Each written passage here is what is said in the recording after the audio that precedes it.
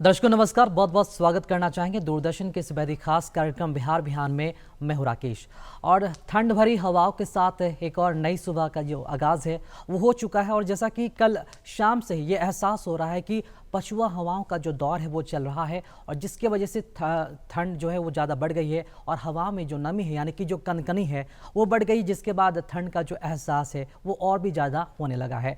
बहरहाल ठंड का समय है, इसलिए ठंड लगना भी चाहिए और मौसम भी ठंड होना चाहिए, तभी तो हर मौसम की जो खूबसूरती है उसका पता चलता है।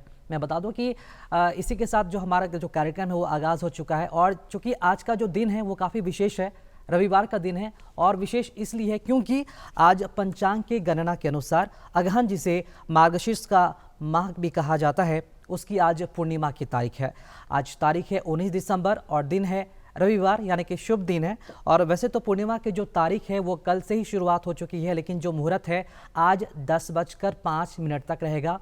और जैसा कि हम सभी जानते हैं पूर्णिमा के खास मौके पर स्नान दान और पूजा पाठ की जो विशेष महत्व है वो होती है और ये सब भी हमारे कर्म ही में ही जो सम्मिलित होते हैं और इनके अनुसार ही हम पूजा पाठ करते हैं और दान धर्म का जो कर्म है वो भी करते हैं।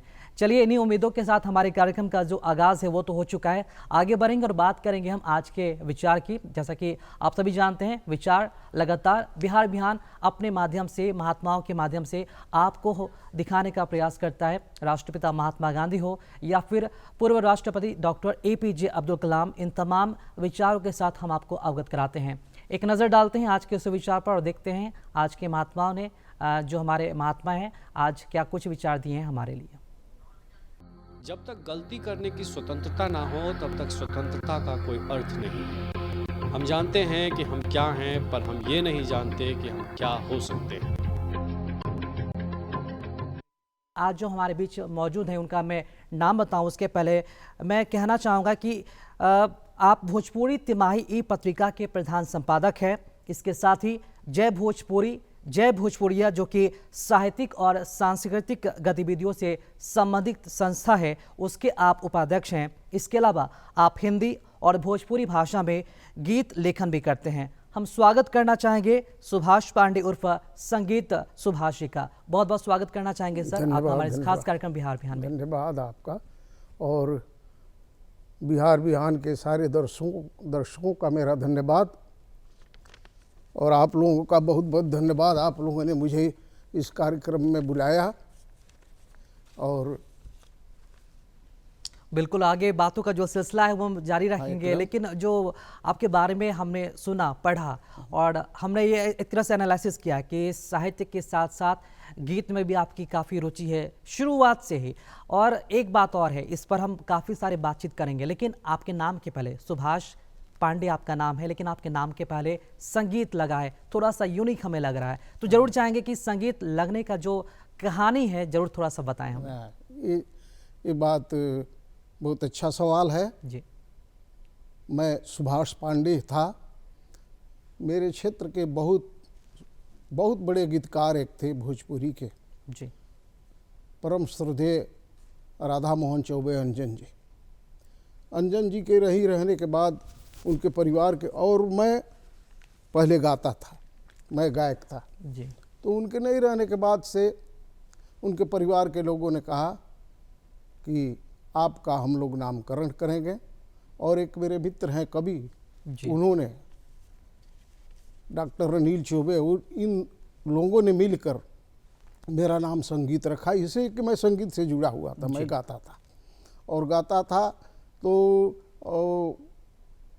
बहुत श्रोता थे मेरे, उस समय बहुत श्रोता थे और मैं गाता था तो उन लोगों ने मेरे नाम के आगे संगीत जोड़ दिया। तो ये बहुत बड़े परिवार से, अंजन परिवार से मुझे ये नाम मिला संगीत सुभाष जी मेरे नाम। तो जब लोग आपको संगीत सुभाष कहते हैं तो वो किस तरह की अनुभूति अब होती है? क्योंकि जो जिसका प्रोफेशन में, जिसका पैशन में ये बस चुका है उसके नाम के आगे संगीत लगना वाकई में एक बड़ी ये एक तरह से उपलब्धि है। बहुत अच्छी बात है, बहुत अच्छी बात, बहुत अच्छा लगता है जी कि मैं अभी तो कविताएं लिख रहा हूँ, लेकिन मेरे नाम के आगे संगीत जुड़ जाने से संगीत मुझसे अलग नहीं हुआ। जी। मेरे संगीत मेरे रग रग में बसा हुआ है और कविताएं मेरे रग रग में बसी हुई है। जी। तो दोनों एक साथ चलता रहता है, बहुत अच्छा लगता है। जी। संगीत सुभाष जी, चूंकि संगीत सुभाष के नाम से आप कई सारे कविताओं की रचनाएं करते हैं, जी। 300 अधिक आपने गीत को भी लिख चुके हैं। हाँ। तो जरूर चाहेंगे कुछ गीतों को जरूर गुनगुनाएं, क्योंकि कार्यक्रम की जो शुरुआत तो हो चुकी है। जरूर चाहेंगे अपनी रचनाओं को हमारे एक बात सामने तो मैं रखिए। बतला दूं जी। कि मैं 4 पंक्तियां आपको सुनाता हूं। पहले एक मुक्तक। बिल्कुल। दग्ध हृदय की पीर है कविता। कविता क्या है, जी। मैं अपनी हिंदी में और भोजपुरी में दोनों में बताता हूँ। दग्ध हृदय की पीर है कविता, तुलसी सूर कबीर है कविता, शहंशाह को बस में रखती फिर भी स्वयं फकीर है कविता। क्या बात। और एक भोजपुरी में मैं कह देता हूँ कि कविता इतनी आसान चीज़ नहीं है। जी। कविता कोनो ठाठा ना हो, जी। हेक्टेयर हो काठा ना हो। इसका बहुत विस्तृत क्षेत्र है, छोटी जगह, छोटा मत समझिए इसको। जी। कविता कोनो ठाठा ना हो, हेक्टेयर हो काठा ना हो, जी। बहुत मथाला तब आवेला, माखन हई माठा ना हो, माखन ना हई माठा ना हो। और एक बात और कहूँ कि भी नया साल आ रहा है, तो नए साल में मैं अपने दर्शकों को, दूरदर्शन परिवार को मैं अपने तरफ से नए साल की बधाई देना चाहता हूँ। तो नया साल आ रहा है, इसके बाद 2019 के बाद, तो नौगान तान बितान की नौ हर्ष की शुभकामना, जी। नितराग नौ सौभाग्य की उत्कर्ष की शुभकामना, आरोग्य की, आयुष्य की, तमहीन स्वच्छ भविष्य की, नवप्रीत की, संगीत की, नव वर्ष की शुभकामना। मैं सबको शुभकामनाएं दे रहा हूँ। और आपको एक हिंदी में गीत मैं सुना देता हूँ। जरूर। ये मेरे जैसा, मैंने पहले कहा जी। कि कविता संवेदनाएं हैं, इमोशन नहीं हो तो कविताएं नहीं है। जी। थोड़ा श्रृंगारिक है।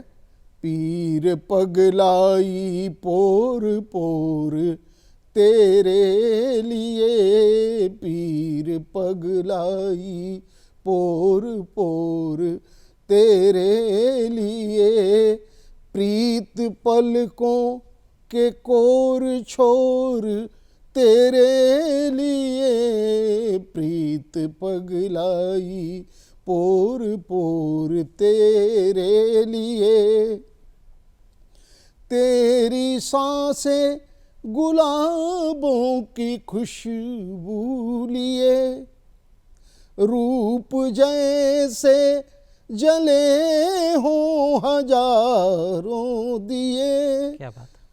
रंग जैसे बिछी हो चटक चांदनी, नैन अमृत के प्याले जगत पीजिए, हुक उठती है जोर जोर तेरे लिए, पीर पगलाई पोर पोर तेरे लिए।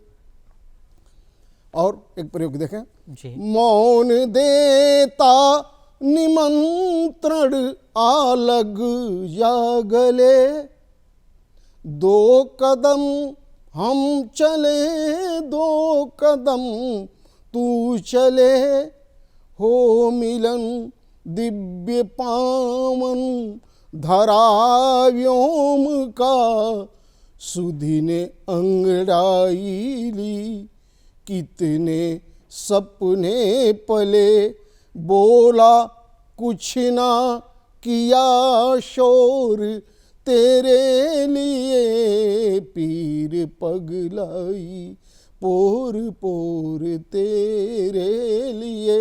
अंतिम बंद है। जी। वेदनाओं की थाती संभाले हुए, आस की सांस मन में संभाले हुए, क्या बात। मग कठिन है मगर चल पड़े हैं कदम, तेरी जानिब निगाहों को डाले हुए, चाहे घेरे हो घन घोर तेरे लिए, पीर पगलाई पोर पोर तेरे लिए, प्रीति पलकों के कोर कोर तेरे लिए, पीर पगलाई। वाकई में ये काबिल तारीफ़ है। और जिस तरह लगातार हम जिन बातों पर चर्चा कर रहे हैं कि आपकी जो प्रस्तुति होती है, जो रचनाएं होती हैं, उनमें जो मानव संवेदनाएं हैं वो उस पर आधारित है। तो तमाम कविताओं के जो संकलन की अगर हम बात कर रहे हैं, जो कविताएं, जिन गीतों की आप रचना करते हैं, जरूर चाहेंगे उनका शीर्षक किस तरह का होता है और क्या विषय, किस तरह के कंटेंट उसमें होते हैं, जरूर इसके बारे में बताएं आप। देखिए, कविता हर जगह है, जी कविता हर जगह है और जहाँ से चाहे आप ले सकते हैं, लेकिन आपके अंदर, कविता लिखने वाले के अंदर संवेदना होनी चाहिए। बिल्कुल। कविता लिखने वाला अगर संवेदनशील है तो हर जगह कविता है, तो उसका कोई एक विषय नहीं होता है। जी विषय नहीं होता है, भावनाएं होती है जी कि, और विषय के माध्यम से वो उन भावनाओं को व्यक्त किया जाता है, संवेदनाओं को व्यक्त किया जाता है। तो हर आदमी की संवेदनाएं, भावनाएं, पीड़ा, दर्द, खुशी, उमंग, जी सब कविताओं में दिया जाता है। जी तो इसकी मैंने कोशिश की गीतों के माध्यम से। जी मैं गीत ज़्यादा लिखता हूँ, गीत लिखता हूँ, हालांकि सब चीज़ लिखता हूँ, जी लेकिन ज़्यादा मैंने अपने गीतों के माध्यम से हर बात कहने की कोशिश की है। तो विषय तो मेरा किसान है, जवान है, परिवार है, गांव है, सब कुछ है। जी कहीं से विषय ले लीजिए और उन्हीं के माध्यम से सब बात कहिए, कहता रहता हूँ और कहने की कोशिश करता हूँ। जी काव्य शास्त्र की अगर विधिवत शिक्षा की अगर बात की जाए तो ज़रूर आपसे जानना चाहेंगे, आपने इसमें शिक्षा कब ली या फिर आपको ऐसा कब लगा कि आपका जो रुझान है इस ओर बढ़ रहा है और इसी प्रोफेशन में आप में आया और अपना एक तरह से पैशन भी बना लिया आपने? नहीं, मेरा कोई प्रोफेशन नहीं है, शौक है। जी शौक है। प्रोफेशन है नहीं है, मेरा प्रोफेशन नहीं है, जी मेरा शौक है।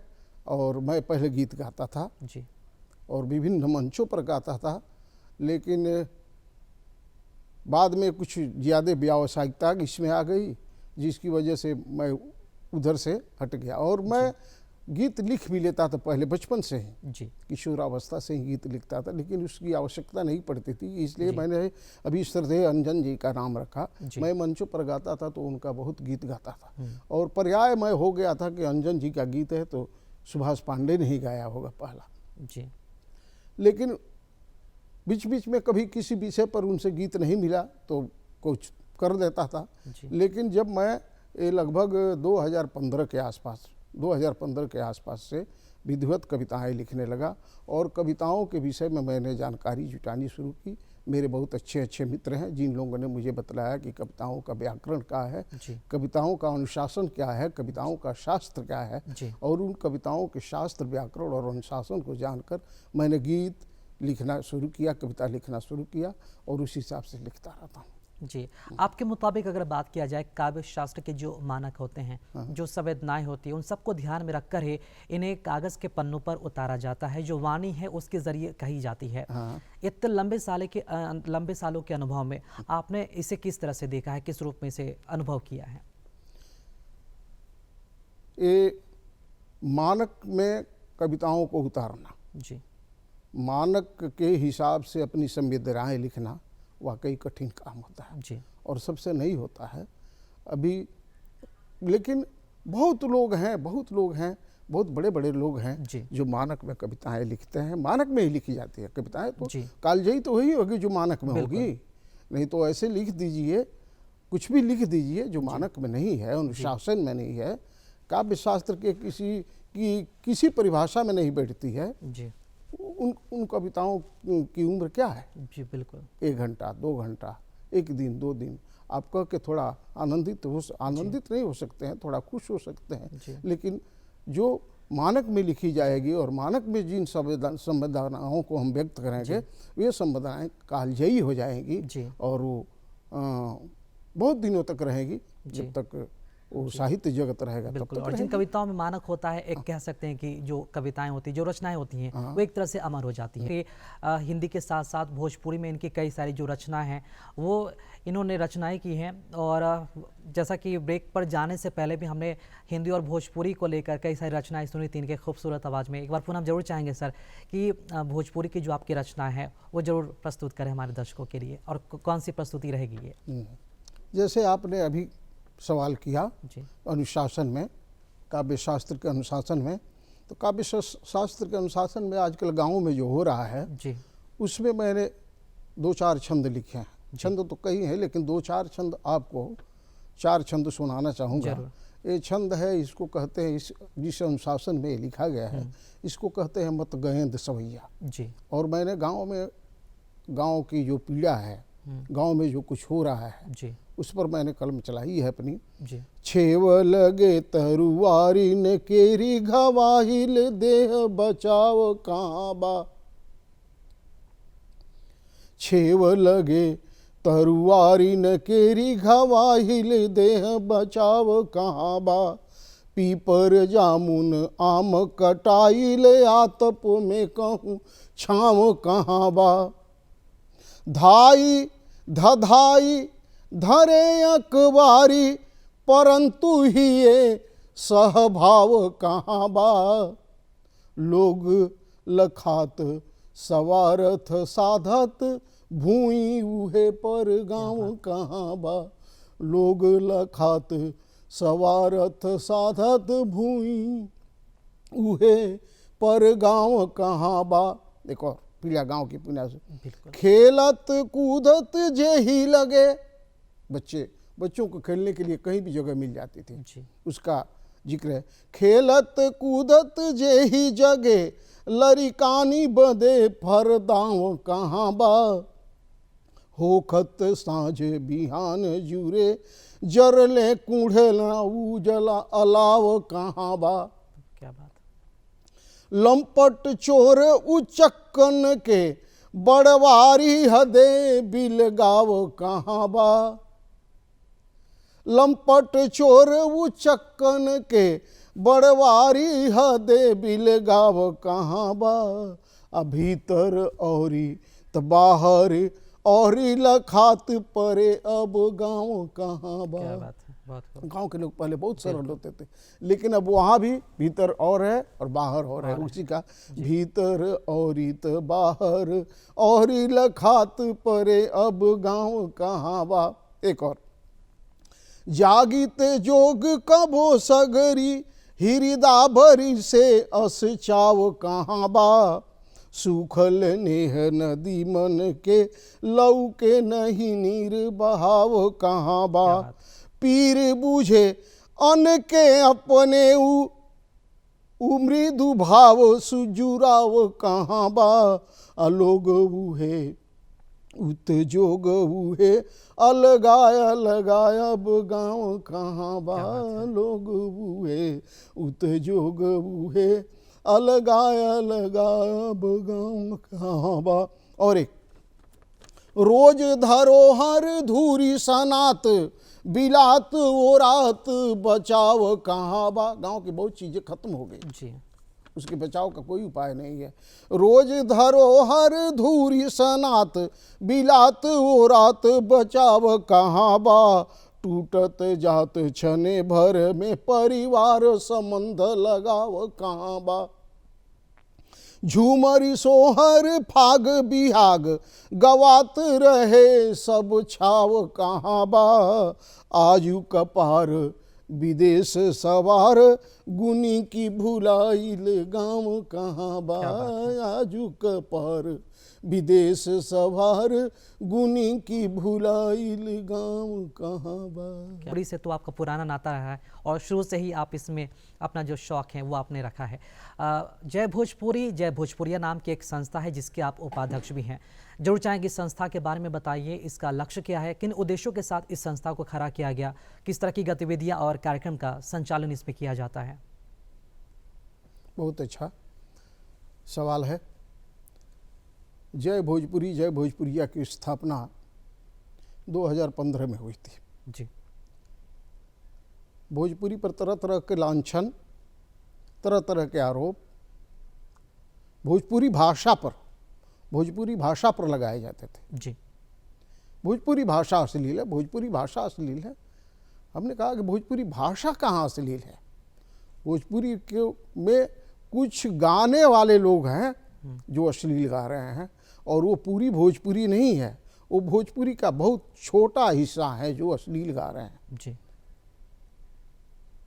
अब हम लोगों ने सोचा कि इस भोजपुरी को, जो इसकी महानता है, उसको सामने लाने के लिए हम लोग इस भोजपुरी हमारी माँ है जी। हमारी मातृभाषा है, इसकी कुछ भी सेवा हो जाए, इसकी जो भी हमसे सेवा हो सके, उसके लिए हमने जय भोजपुरिया एक संगठन खड़ा किया जी। और हम लोगों ने उसको रजिस्टर्ड कराया, ट्रस्ट बनाया, जय भोजपुरिया ट्रस्ट है। उस ट्रस्ट के अध्यक्ष हमारे हैं श्री सतीश कुमार त्रिपाठी जी जी। और मैं भी ट्रस्टी हूँ उसका। तो हम लोगों ने बनाया कि भोजपुरी की प्रतिष्ठा जो कम हो रही है, जी। झूठ मूठ का कम हो रही है। जी। इतने बड़े बड़े लोग यहाँ हो चुके हैं और इतने अच्छे अच्छे साहित्यकार हो चुके हैं, गायक हो चुके हैं। उस भोजपुरी को कहा जा रहा है कि चारों तरफ से कि अश्लील है। तो हमने कहा कि नहीं, हम साबित करेंगे कि भोजपुरी हमारी अश्लील नहीं है। जी। ये तुम्हारे मन में अश्लीलता है, कुछ गाने वालों के मन में अश्लीलता है और उनके श्रोताओं के मन में अश्लीलता है। ऑन द होल सब मिला के भोजपुरी अश्लील नहीं है। भोजपुरी बहुत समृद्ध भाषा है। भोजपुरी वेदों से निकली हुई भाषा है। भोजपुरी बाबा गोरख नाथ की भाषा है, कबीर दास की भाषा है। अब वर्तमान समय में और लोग भी हैं, उनकी भाषा है। तो इस भोजपुरी को हम स्थापित करने का प्रयास करेंगे, जिसके लिए हम लोगों ने जय भोजपुरी का संगठन बनाया और उसके माध्यम से अनेक कार्यक्रम करते रहते हैं। छोटे मोटे कार्यक्रम तो अक्सर करते रहते हैं। जय भोजपुरिया के बैनर तले कुछ कलाकारों को इकट्ठा करके, साहित्यकारों को इकट्ठा करके करते रहते हैं। लेकिन इसका बृहद कार्यक्रम हम लोग एक बार लगभग नवंबर महीने के किसी तारीख में पड़ जाता है वो दिन, और बहुत विस्तृत आयोजन करते हैं जहाँ कभी सम्मेलन होता है, भोजपुरी के समकालीन विषयों पर परिचर्चा होती है, कब रात में गीत गाना सब होता है। लोगों को पुरस्कृत करते हैं हम लोग, नगद राशि देकर पुरस्कृत करते हैं जो अच्छा लिखता है उसको, और जो गाता है अच्छा उसको हम नगद राशि देकर पुरस्कृत करते हैं। और जय भोजपुरिया भोजपुरी के लोकाचार, लोक संस्कृत, लोक व्यवहार जो भी है उसको संरक्षित करने की कोशिश करता है, और उसमें हम लगे हुए हैं। और हमारे बहुत सदस्य यहाँ से लेकर विदेशों तक, विदेशों में भी मेरे कार्यक्रम को बहुत लोग देख रहे होंगे, सुन रहे होंगे। मैं उनको भी धन्यवाद करता हूँ जय भोजपुरिया के माध्यम से, और सबका धन्यवाद करता हूँ। सबका आभार है कि आप लोग भोजपुरी के लिए ऐसे ही डटे रहिए। मेरे हजारों सदस्य हैं मेरी संस्था के, जय भोजपुरिया को, और एकदम जी जान से लगे हुए हैं कि भोजपुरी, अच्छी भोजपुरी को स्थापित करना है। उसके लिए भी जो भी प्रयास करना होगा हम लोग कर रहे हैं। जी बिल्कुल, होना भी चाहिए, क्योंकि भोजपुरी सिर्फ एक भाषा नहीं है बल्कि वो एक संस्कृति है। वो सबसे जुड़ी हुई है, मानव संवेदनाओं से जुड़ी हुई है, और सभी की संस्कृति में भी उसे जो उसकी गिनती है वो की जाती है। और एक बहुत ही बड़ी पहल और ये बात है कि उसके छवि को बरकरार रखने के लिए एक जो संस्था है जय भोजपुरिया खड़ा किया गया है। वाकई में ये काबिल तारीफ है और ये काफ़ी अच्छी पहल भी है। एक पत्रिका से भी आप जुड़े हुए हैं और इसी के साथ आप उसके प्रधान संपादक भी हैं, जरूर चाहेंगे इसके बारे में बताइए, कुछ जिक्र करें। हाँ, पत्रिका का नाम है सिरिजन, वो 3 महीने ई मैगजीन है जी। अभी हम इतने सक्षम नहीं हैं कि हम उसको किताब के रूप में प्रकाशित कर सकें जी, और न हम लोग फुल टाइमर हैं कि उसको हर महीने प्रकाशित कर सकें। हम लोग नौकरी करने वाले, व्यवसाय करने वाले, अपना अपना रोजगार करने वाले लोग हैं, लेकिन हम लोगों के अंदर अपनी मातृभाषा भोजपुरी का प्रेम भरा हुआ है। तो हम लोगों ने सोचा कि एक पत्रिका निकाली जाए, कि जो लेखक हैं, जो विचारक हैं, जो कवि हैं, उनके विचारों को एक जगह एकत्रित किया जाए, उनका लेख एकत्रित किया जाए कि भोजपुरी भाषा के लिए साहित्य तो भरे, इसका भंडार भरना चाहिए ना, इसका साहित्य का भंडार भरना चाहिए। तो हम लोगों ने सृजन पत्रिका के निकालना शुरू किया। लगभग चौथे साल में वो पत्रिका पहुंच गई है, 17वां अंक आएगा जी और 3 महीने पर आता है। मैं उसका प्रधान संपादक हूँ जी और उसमें हम लोग पुराने से लेकर पुराने जो लेखक हैं, कवि हैं, जो संरक्षित करने वाली चीज़ है जी उसको संरक्षित करते जी। हैं और नए लड़के जो लिख रहे हैं जी। उनको प्रोत्साहित करते हैं जी। कि तुम भोजपुरी में लिखो, जी। अच्छा लिखो बहुत और हम तुम्हें छपने की जगह देंगे, क्या बात। तुम्हें छापेंगे और पूरे विश्व में तुम्हें प्रचारित जी। करेंगे। आपको जानकर बहुत खुशी होगी, आप भी भोजपुरी भाषी हैं, बहुत खुशी होगी कि जितने लोग हमारे इस देश में उस ई पत्रिका को खोलते हैं, जी। उससे थोड़ा भी कम विदेशों में मेरी पत्रिका नहीं खोली जाती है। बहुत ज़्यादा लोग खोल के उधर विदेशों में यूके की तरफ जी। खोल के लोग जो अपने भोजपुरी भाषी लोग हैं उससे आनंदित होते जी। हैं और भोजपुरी के बारे में जानकारी लेते हैं मेरी पत्रिका से, सृजन पत्रिका से। वो तो बतला देता है ना, विदेशों में रहकर अपने हाँ, देश की माटी की सुगंध बहुत लेते हैं विदेशी वो। लोग पढ़ते जी। हैं और विदेश में बैठ के बहुत लोग मेरे कार्यक्रम को सुन भी रहे होंगे। मेरे बहुत मित्र हैं इस जी। फेसबुक पर, तो वो लोग हैं, सुन रहे हैं, वो लोग बैठे हुए हैं। जी, वाकई में यह सुखद अनुभूति होती है कि हाँ, जब बहुत आपके अच्छी किसी अनुभूति है रचनाओं और ये को काम किसी करके मुझे विदेश में बैठे जो लोग हैं वो सुनते हैं, देखते हैं, देखते हैं। अपने देश की माटी की सुगंध लेते हैं पत्रिका के माध्यम से और रचनाओं के माध्यम हाँ, से। और आपके माध्यम से मैं ये भी कह दूं कि पत्रिका की पूरी टीम को मैं इस दूरदर्शन के माध्यम से बहुत बहुत धन्यवाद देता हूं, सबका आभार व्यक्त करता हूं। आप लोग ऐसे ही लगे रहिए और इस पत्रिका को आगे बढ़ाने में, जय भोजपुरिया को आगे बढ़ाने में सदा सहयोग करते रहिए और लगे रहिए। अपनी मातृभाषा है, जो होगा देखा जाएगा। जी, एक बात और है कि साहित्य को लेकर अगर जब हम बात कर रहे हैं तो गज़ल की भी चर्चा हमने की थी कि गज़ल भी आप लिखते हैं, उसको भी गुनगुनाते हैं, तो जरूर चाहेंगे उसके बारे में थोड़ा सा बताएं, किस तरह के गज़ल के संग्रह है आपके पास है? अब मैं यहाँ आ रहा था जी तो लोगों ने कहा कि आप कभी कभी गंभीर कह देते हैं। जी लोगों ने कहा कि आप कभी कभी गंभीर कह देते हैं, तो थोड़ा हल्का एक भोजपुरी में 4 बिल्कुल एक गज़ल मैंने लिखी है, उसकी कुछ लाइनें चंद शेर पढ़ देता हूँ। जादू बा सरकार रहुरी आँखिन में, जादू बा सरकार रहुरी आँखिन में, जादू बा सरकार रहुरी आँखिन में, जियल मुअल दुश्वार रौरी आँखिन में, जादू बा सरकार। देखिए आपको कैसे मैंने लिखा।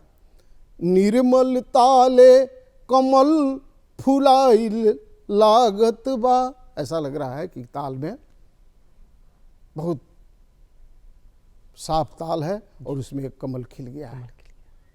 और कैसा कमल? निर्मल ताले कमल खिलाइल लागत बा,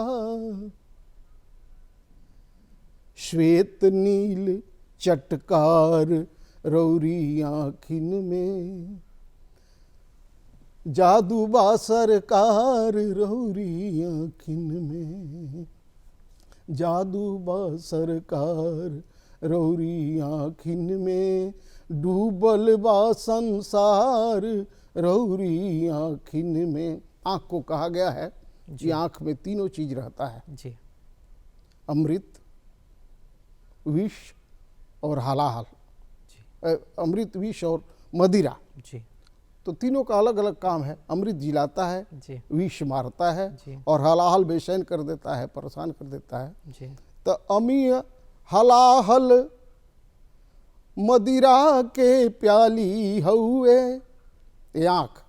अमी हलाहल मदिरा के प्याली हउए, जियल अमृत हलाहल, जी जियल मुअल मझधार रौरी आँखिन में, जादू बा सरकार रौरी आँखिन में, जादू बा सरकार रौरी आँखिन में, डूबल बा संसार रौरी आँखिन में। जी, क्या बात है, बहुत खूब।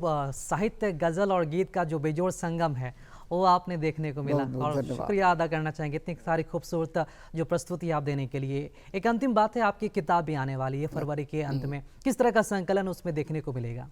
हर तरह का संकलन है। जी गांव से जुड़े, गांव की बात है जी। वो अलग है, कुछ दार्शनिक आध्यात्मिक बात का वो आएगा, कुछ अपनी भावनाएं व्यक्त करना है, जी जो समाज में विसंगतियां जी। हैं उसके लिए एक अलग से चैप्टर होगा। जी इसी तरह से और कोई श्रृंगारिक गीत है, जी उस श्रृंगारिक गीतों का एक अलग चैप्टर होगा। जी और इन्हीं चैप्टरों से लेके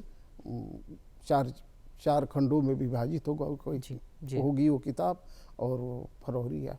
जी बिल्कुल, उसका भी बेसब्री से इंतजार सभी लोगों को हाँ, होगा, हाँ, जो लोग भोजपुरी जगत से और भी धन्यवाद। आपको- कई सारे लोग जुड़ रहे हैं, और आपको- मुझे भी इंतजार है कि कब वो आपको किताब जरूर- आएगा और मैं वो आपके पढ़ूंगा। पास जरूर उस किताब को जी, लेके आएंगे, जी। आपको जरूर देंगे। बिल्कुल, बहुत बहुत दूरदर्शन- शुक्रिया। और एक बार पुनः दिल से आपका तहे दिल से धन्यवाद करना चाहेंगे, हमारे खास कार्यक्रम बिहार बिहान में आए और कई सारी अनुभव वाली बातें और साहित्य और गीत और गज़ल को लेकर आपने जो प्रस्तुति दी और हमारे दर्शकों को आप इंटरटेन किए, इसके लिए बहुत बहुत शुक्रिया आपका सर। हमारे बहुत खास- बहुत धन्यवाद सारे दर्शकों को, जहाँ तक मेरे दर्शक सुन रहे हैं सबका आभार, और दूरदर्शन का आभार, धन्यवाद। चलिए। आपको राकेश जी बहुत बहुत धन्यवाद। पुनः बहुत बहुत आपका धन्यवाद आपका।